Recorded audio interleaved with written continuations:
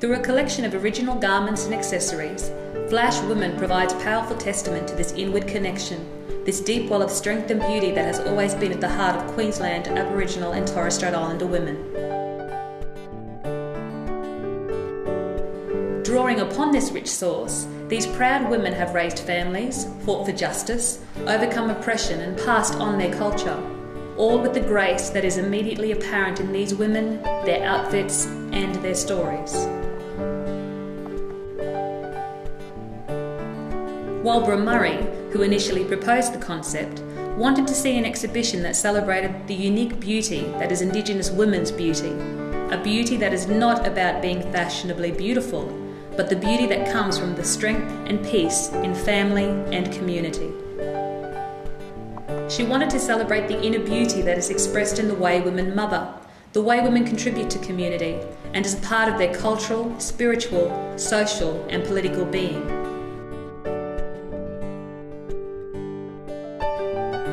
Aboriginal and Torres Strait Islander women possess immense grace and beauty, although it's not often celebrated in mainstream Australia.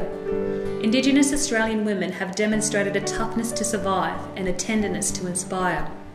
There is a glorious heritage of Aboriginal and Torres Strait Islander women who were tough enough to resist their oppressor and tender enough to nurture their families.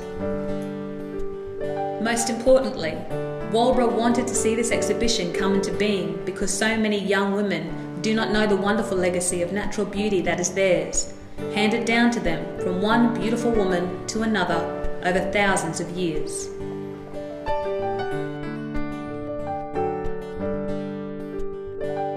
Jacynthia Gee prayed non-stop that she would find a wedding dress that was silvery sky blue.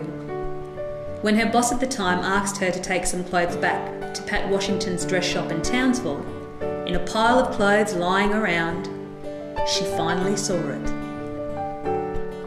When she went to look at the dress, Pat saw her face and said, "You really want that dress, don't you?"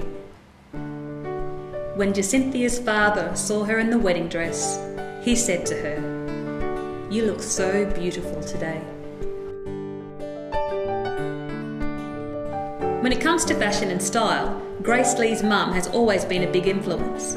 Every year, she'd order a new hat from a shop in the Brisbane Arcade, especially for the races, and when the parcel arrived, they would open it up together. When Grace was at Cairns State High School, there was a subject called wearable art.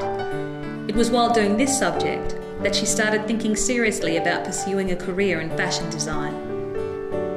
Grace uses weaving, coupled with the lino-cut printing method, which is also common in the Torres Straits, as a basis for her graduation collection.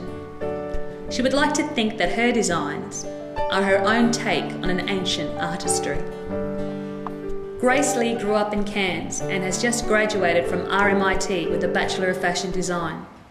This year she was awarded the prestigious Student Designer Award from the Melange Productions in San Francisco.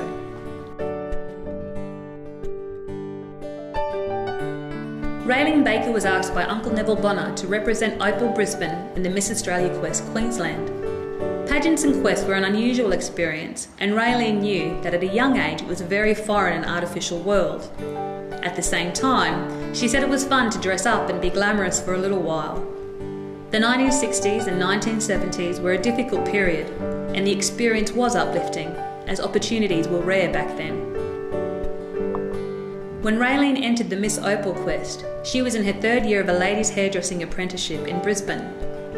Raylene's hair and makeup were done by the girls at work, and they were so excited for her, it made her feel special and flash.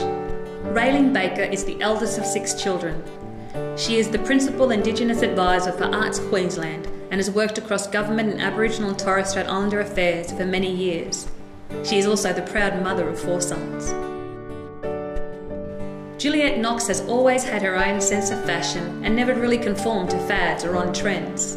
At the last minute, Juliette had to step in to model the Uluru dress in a fashion shoot. Now Juliette confesses she is not a model and felt very self-conscious. However, by the end of the shoot, she didn't want to take it off.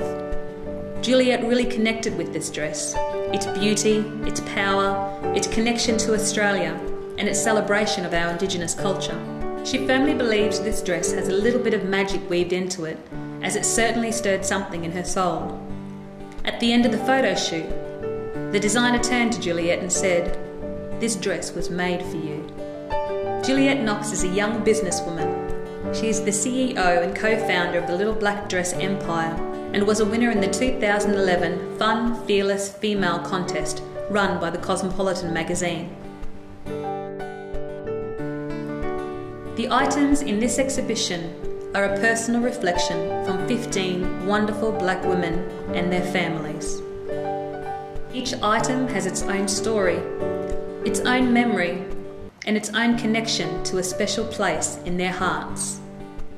These items reflect a deep connection to identity and their place in this country. The women profiled in this exhibition know who they are. They know where they've come from.